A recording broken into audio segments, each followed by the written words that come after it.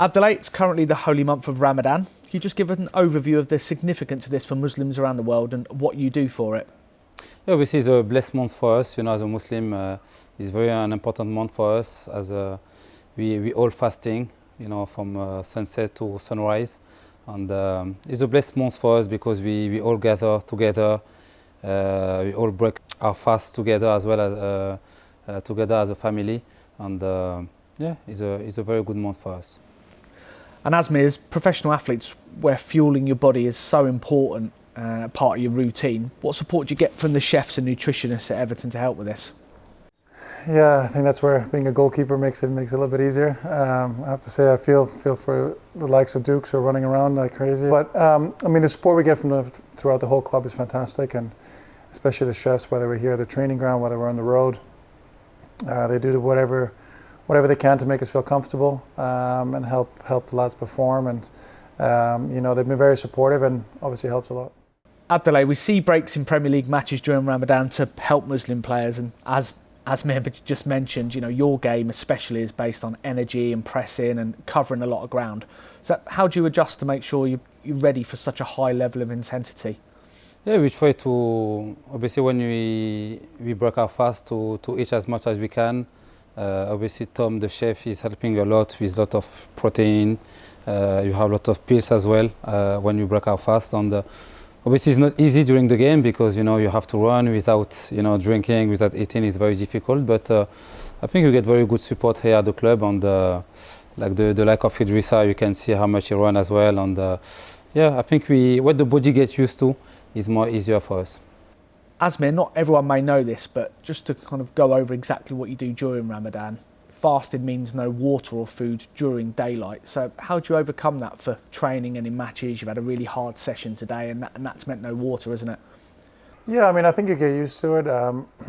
It's part of our sacrifice for the month of Ramadan, and it's something that we do and we believe in. And as Duke said, I think as the days goes on and the weeks go on, I think you get used to a little bit more. I think this sort of a month isn't too bad because the daylight isn't quite as long. So I think we get through it okay, and I think it's a month that we can sacrifice, push ourselves a little bit, and it's worth it at the end. Dukes, and I'm speaking to our nutritionist Stephen. He said, for your recommendation, a few of you, the likes of you and Iliman and Ghana, he has an app that you recommended which gives him daily prayer time, so he has an idea of when you can and can't eat during Ramadan. So how important is that for others to be aware of what you do? Yeah, before Wolfgang, for example, Tom wake up at 4 a.m. in the morning to prepare breakfast for us. So he make his part as well. And Steve knows all the timing as well, so he makes sure on the way to the game we had all the food we need. And yeah, they were very well prepared, to be honest, and we can just be grateful for them to help us during this month. Asmir, Ramadan started this year while we were out in Abu Dhabi. I think a few of the players had food cooked for them very early by our head chef Tom Kenton, but I think you went for a different method. Yeah, no, these guys are early risers, so they didn't eat their fuel in the morning. So I kind of extreme fast a little bit, where sometimes I won't have the breakfast.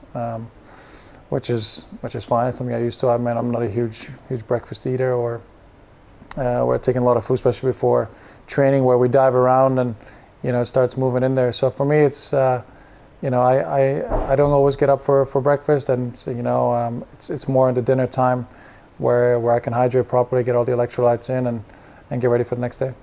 And Dukes, in Abu Dhabi for you, it wasn't just the start of Ramadan. You were became a father again, so many congratulations on that. So does looking after your newborn son make it easier or harder for you to get up in the early hours?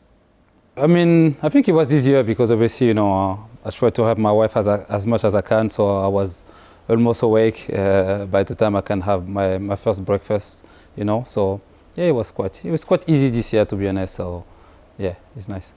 Asmir, as someone who's played top-level football for so long, do you think the education and awareness of religious periods like Ramadan has improved in recent years? Yeah, I think massively. I think especially in the football community, I think when you look at now the level of support and understanding for it, and going from chefs, nutritionists, and everyone around the club, it's completely different than probably 20 years ago when I was first in the game. So I think that's gone a long way. I think obviously I think the exposure, we get it's great, and I think it educates everyone, and everyone keeps an open mind. So I think for us, just makes it easier, and we also just want to obviously do what we need to do, and also try and fit in with the team and everyone. But the support we get, and I think the understanding has been absolutely fantastic. And then Dukes, finally, Everton, like many other clubs, embraces players, staff and fans of all backgrounds. We have our All Together Now initiative. Do you feel it's important for football in general to keep embracing and educating on different cultures, religions and beliefs? Yeah, definitely, because everyone have his own faith, everyone have his own beliefs.